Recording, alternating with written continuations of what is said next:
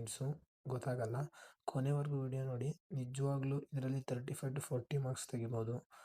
ಇಲ್ಲಿ chemistry important questions ಅಂದರೆ ಇದು ಒಬ್ಬರು ಗೌರ್ನಮೆಂಟ್ ಲೆಕ್ಚರರ್ ಹೇಳಿರೋಂಥ ಕ್ವಶನ್ಸ್ಗಳು. Very very important questions.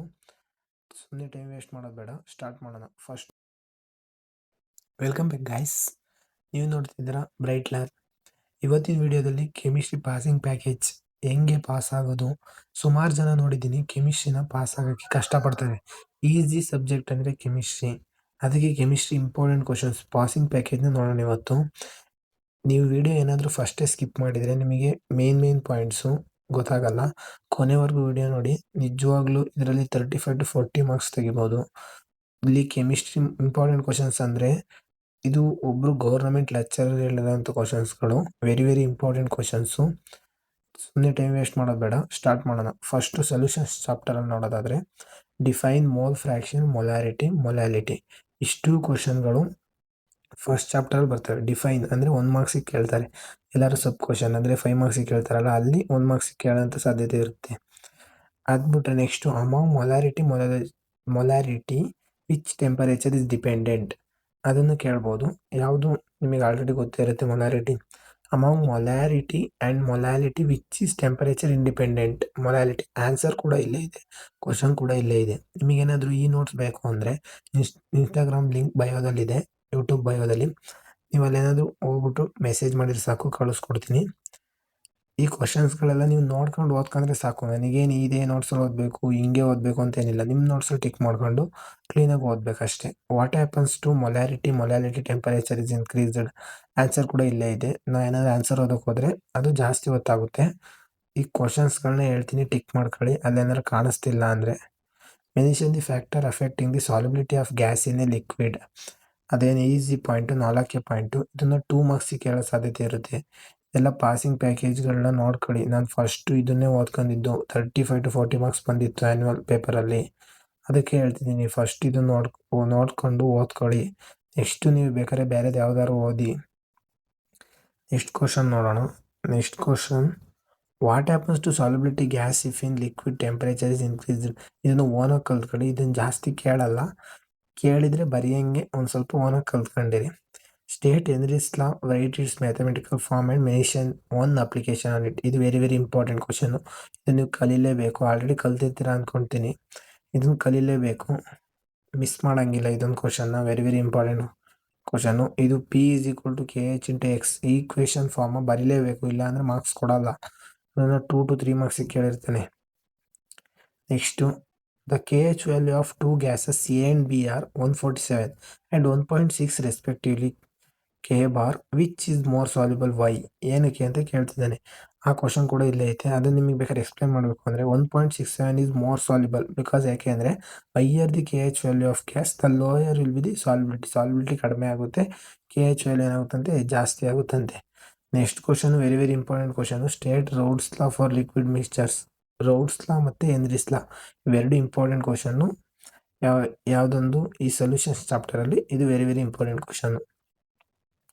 ಇಲ್ಲೂ ಇದೆ ನೋಡಿ, state Raoult's law for solution non volatile solute in a volatile solvent. ಇದೇನಷ್ಟು ಇಂಪಾರ್ಟೆಂಟ್ ಅಲ್ಲ, ನೋಡ್ಕೊಂಡಿರಿ. ಓನಾಗಿ ಬರೆಯಂಗಾರು ಏನಾದ್ರು ಮಿಸ್ ಆಗಿ ಕೊಟ್ಟರು.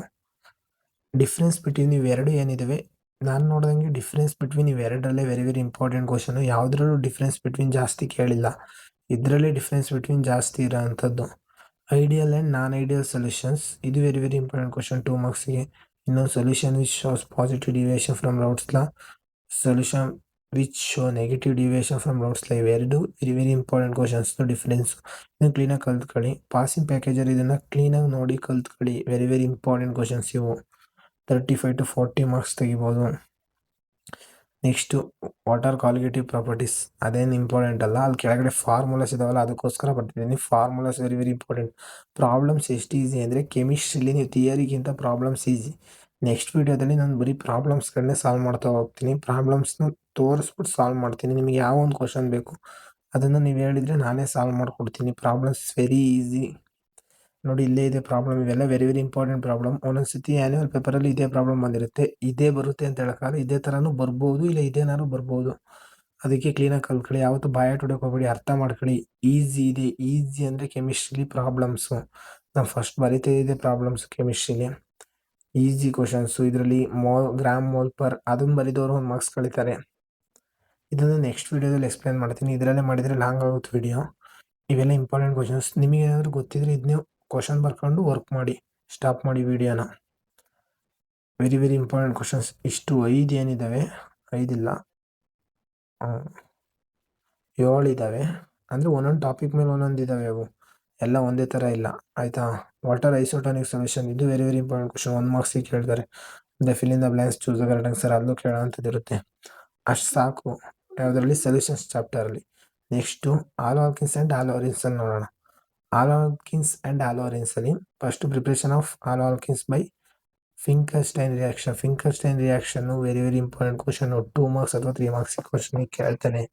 ನೀವು ಕೇಳ್ಬೋದು 2 ಮಾರ್ಕ್ಸ್ 3 ಮಾರ್ಕ್ಸ್ ಎಲ್ಲಾನು ಕೇಳ್ಬೋದು ಅಂತ. ಅವ್ರು ಆ ಥರ ಕೇಳಲ್ಲ. 5 ಮಾರ್ಕ್ಸಲ್ಲಿ ಸಬ್ ಕ್ವಶನ್ ಇರುತ್ತಲ್ಲ, ಅಲ್ಲಿ ಕೇಳ್ತಾರೆ. ನೀವೇನಾದರೂ ನೋಡಿಲ್ಲ ಅಂದರೆ ನಾನು ಒಂದು ಕೆಮಿಸ್ಟ್ರಿ ಕ್ವಶನ್ ಪೇಪರ್ ಹಾಕಿದ್ದೀನಿ ಫಸ್ಟಿಗೆ, ಅಲ್ಲಿ ನೀವು ಹೋಗಿ ಚೆಕ್ ಮಾಡಿ ಕ್ವಶನ್ ಪೇಪರ್ ಹೆಂಗಿದೆ ಅಂತ. ನಿಮಗೇನಾದರೂ ಕ್ವಶನ್ ಪೇಪರ್ ಬೇಕು ಅಂದರೆ ಕಳಿಸ್ಕೊಡ್ತೀನಿ. ಸ್ವರ್ಡ್ಸ್ ರಿಯಾಕ್ಷನ್ ಅನ್ನೋದು ಇಂಪಾರ್ಟೆಂಟು. ಯಾಕಂದರೆ ಇವೇನು ರಿಯಾಕ್ಷನ್ಗಳಿದ್ದಾವೆ ಇವನ್ನ 2 ಮಾರ್ಕ್ಸ್ ಕೇಳ್ತಾರೆ. Next explain Sandmeyer's reaction with an example. ಇದು ಇಂಪಾರ್ಟೆಂಟ್ ಕ್ವಶನ್ನು. ಯಾಕಂದರೆ ನಿಮಗೆ ರಿಯಾಕ್ಷನ್ಗಳನ್ನೇ ಜಾಸ್ತಿ ಕೇಳೋಂಥದ್ದು 2 ಮಾರ್ಕ್ಸು 3 ಮಾರ್ಕ್ಸಿಗೆ. ಅದು ಯಾವಾಗ ಸಬ್ ಕ್ವಶನ್ 5 ಮಾರ್ಕ್ಸಿಂಗಲ್ಲಿ.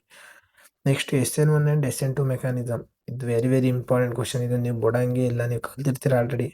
ಇದು 5 ಮಾರ್ಕ್ಸಿಗೆ ಕೇಳ್ತಾರೆ. SN1 ಅಥವಾ SN2 ಎರಡರಲ್ಲಿ ಒಂದು. Explain Williamson's ether synthesis with an example. ಇದು ವೆರಿ ವೆರಿ ಇಂಪಾರ್ಟೆಂಟ್ ಕ್ವಶನ್, 2 ಮಾರ್ಕ್ಸಿಗೆ. ನೆಕ್ಸ್ಟು SN1 SN2 ನೆಕ್ಸ್ಟ್ ವಿಡಿಯೋದಲ್ಲಿ ಬೇಕಾದ್ರೆ ಎಕ್ಸ್ಪ್ಲೈನ್ ಮಾಡ್ತೀನಿ, ನಿಮಗೆ ಬೇಕು ಅಂದರೆ. ಇಲ್ಲ ಅಂದರೆ ಬೇಡ. Next difference between SN1 and SN2. ಇದು ರೇರ್ ಕೇಳೋಂಥದ್ದು, ಯಾವಾಗಲಾದ್ರು ಕೇಳಿದರೆ ಕೇಳ್ಬೋದು. Next what are enantiomers give an example. ಇದನ್ನೇನು ಕೇಳಲ್ಲ, ಈಸಿ ಇದೆ ಕ್ವಶನ್. ಇದು ಒಂದ್ಸಲಿ ನೋಡ್ಕೊಂಡಿರಿ ಅಷ್ಟೇ. ನೋಡಿ ಇಲ್ಲಿದೆ, what is racemic mixture give an example. What is racemic mixture give an example. ಇದು ವೆರಿ ವೆರಿ ಇಂಪಾರ್ಟೆಂಟ್ ಕ್ವಶನು. 1 ಮಾರ್ಕ್ಸಿಗೆ ಕೇಳ್ತಾನೆ. ಡಿಹೈಡ್ರೋಜಿನೇಷನ್ ರಿಯಾಕ್ಷನ್ ಇದೇನು ಕೇಳಲ್ಲ, ಅಷ್ಟು ಇದು ಮಾಡೋಕೆ ಹೋಗ್ಬೇಡಿ, ಸ್ವಲ್ಪ ನೋಡ್ಕೊಂಡಿರಿ ಅಷ್ಟೇ. ಫಾರ್ಮೇಷನ್ ಆಫ್ ಗ್ರಿಗನಾರ್ಡ್ ರಿಯೇಜೆಂಟ್ ಇದನ್ನು ಕೇಳ್ತಾನೆ. ವೆರಿ ವೆರಿ ಇಂಪಾರ್ಟೆಂಟ್ ಕ್ವಶನ್ ಇದು. ಇದನ್ನು ಕ್ಲೀನಾಗಿ ನೋಡ್ಕೊಂಡಿರಿ, 2 ಮಾರ್ಕ್ಸಿಗೆ ಕೇಳ್ತಾನೆ.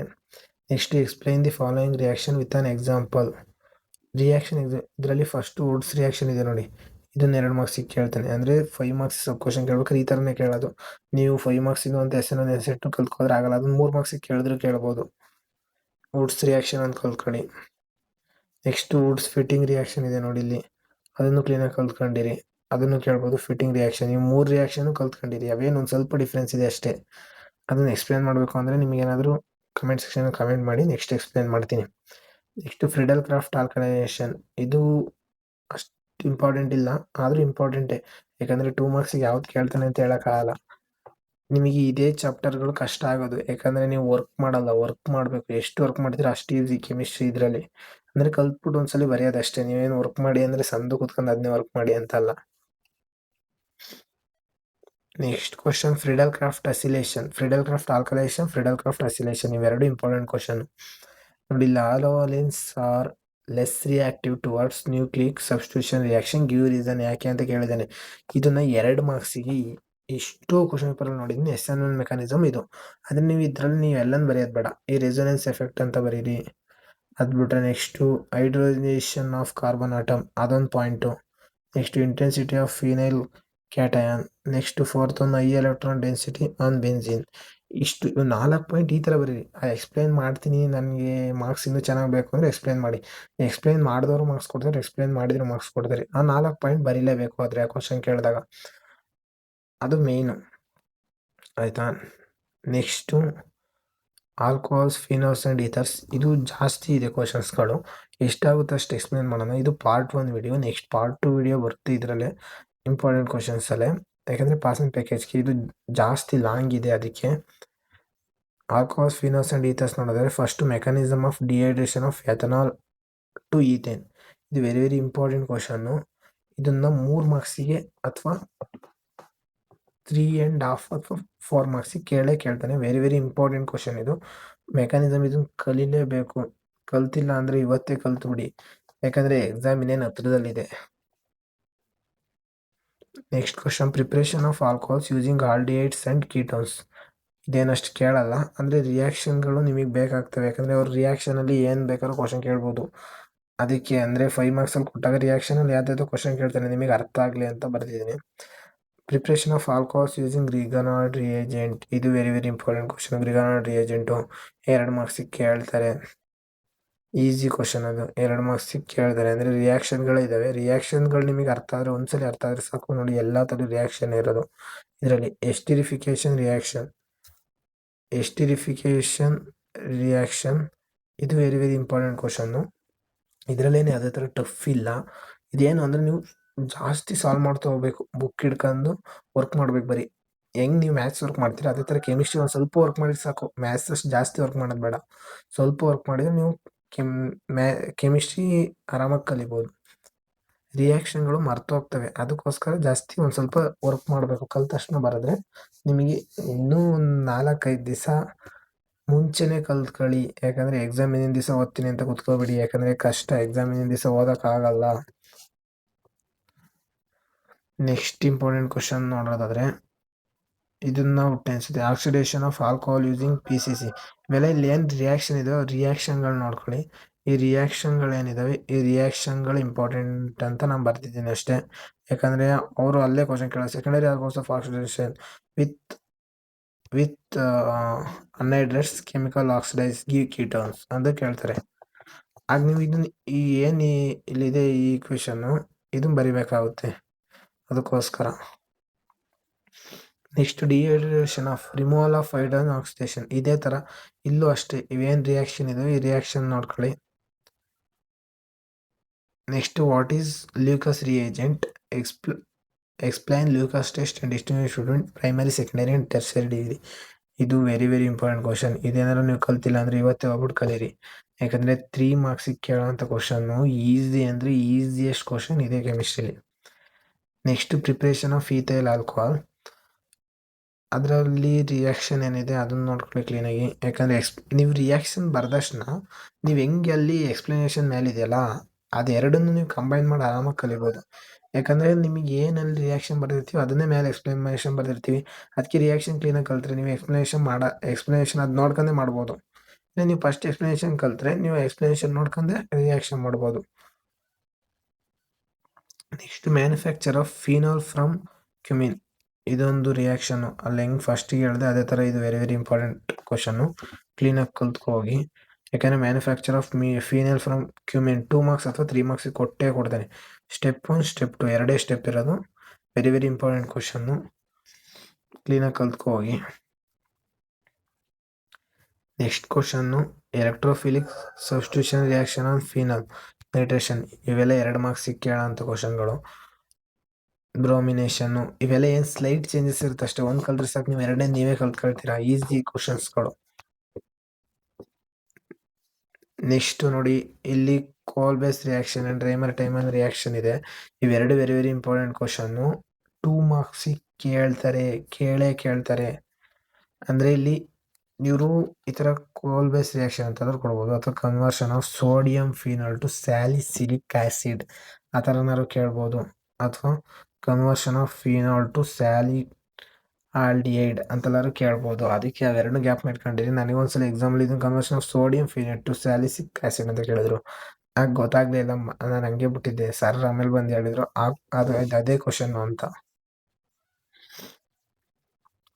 Next reaction from phenol to ಇದೆಲ್ಲ ಜಸ್ಟು 1 ಮಾರ್ಕ್ಸಿಗೆ ಕೇಳ್ತಾರೆ.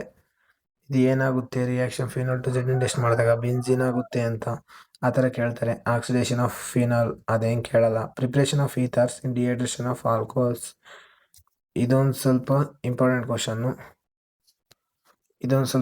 ಕ್ವಶನ್ನು. ಯಾಕಂದರೆ preparation of ethers by hydration of alcohols ಇದನ್ನು 2 ಮಾರ್ಕ್ಸಿಗೆ ಕೇಳೋ ಸಾಧ್ಯತೆ ಇರುತ್ತೆ. ನೆಕ್ಸ್ಟ್ ವಿಲಿಯಮ್ಸನ್ಸ್ ಈಥರ್ ಸಿಂಥಸಿಸ್, ಇದು ವೆರಿ ವೆರಿ ಇಂಪಾರ್ಟೆಂಟ್ ಕ್ವಶನ್ನು. ಯಾಕಂದರೆ ಅದನ್ನು ಕೇಳ್ತಿರ್ತಾರೆ. ರಿಯಾಕ್ಷನ್ ವಿತ್ HI ಅದೇನಷ್ಟು ಇಂಪಾರ್ಟೆಂಟ್ ಕ್ವಶನ್ ಅಲ್ಲ. ಬಿಟ್ರೆ electrophilic substitution reaction is anisole, ಇದನ್ನು 2 ಮಾರ್ಕ್ಸಿಗೆ ಕೇಳ್ಬೋದು. ಫ್ರಿಡೆಲ್ ಕ್ರಾಫ್ಟ್ ಆಲ್ಕನೈಸೇಷನ್, ಇದು ವೆರಿ ವೆರಿ ಇಂಪಾರ್ಟೆಂಟ್ ಕ್ವಶನ್. ಇದನ್ನು ಕಲ್ತ್ಕೊಳ್ಳೇಬೇಕು. ಇದನ್ನು ಎಕ್ಸೆಪ್ಟೆಡ್ ಇಡೋಕ್ಕೆ ಹೋಗ್ಬೇಡಿ, ಇದನ್ನು ಕ್ಲೀನಾಗಿ ಕಲ್ತ್ಕೊಳ್ಳಿ. ನೆಕ್ಸ್ಟು ಫ್ರಿಡೆಲ್ ಕ್ರಾಫ್ಟ್ ಅಸಿಲೇಷನ್, ಇದು very very important question. Nitration ಜಾಸ್ತಿ ಕೇಳಲ್ಲ, ಕೇಳಿದ್ರು ಕೇಳ್ಬೋದು, ಓದ್ಕೊಂಡಿರಿ, ಈಸಿ ಇದೆ, ಅದೇನು ಕಷ್ಟ ಇಲ್ಲ. Next chapter 4 chemical kinetics next ವೀಡಿಯೋದಲ್ಲಿ ನೋಡೋಣ. ನೆಕ್ಸ್ಟ್ ವೀಡಿಯೋದಲ್ಲಿ ನಿಮ್ಗೇನಾದರೂ ನನ್ನ ವಿಡಿಯೋ ಏನಾದರೂ ಇಷ್ಟ ಗಂಟ ನೋಡಿದ್ದೀರಾ ಅಂದರೆ ಇಷ್ಟ ಆಗಿರುತ್ತೆ, ಒಂದು ಲೈಕ್ ಮಾಡಿ, ನಮಗೂ ಸ್ಪೋರ್ಟಿವ್ ಆಗುತ್ತೆ ನೆಕ್ಸ್ಟ್ ವಿಡಿಯೋ ಮಾಡಬೇಕೋ ಬೇಡವೋ ಅಂತ. ಇನ್ನೂ ಸಬ್ಸ್ಕ್ರೈಬ್ ಆಗಿಲ್ಲ ಅಂದರೆ ಸಬ್ಸ್ಕ್ರೈಬ್ ಆಗಿ. ಇದೇ ಥರ ವೀಡಿಯೋಸ್ ಬರ್ತಿರುತ್ತೆ second PUC related and engineering ರಿಲೇಟೆಡ್ಸು. ಅಲ್ಲಿ ನಾನು ಆಲ್ರೆಡಿ ಚಾಪ್ಟರ್ 1 to 14 ಏನು ಮಾಡಿದ್ದೀನಿ ಅಂದರೆ ಫಿಸಿಕ್ಸ್ನ ಹಾಕಿದ್ದೀನಿ, ಇಂಪಾರ್ಟೆಂಟ್ ಕ್ವಶನ್ಸ್ನ ನೋಡಿ. ಇವತ್ತಿನ ವಿಡಿಯೋ ಇಷ್ಟ ಆಗಿದ್ರೆ ಲೈಕ್ ಮಾಡಿ.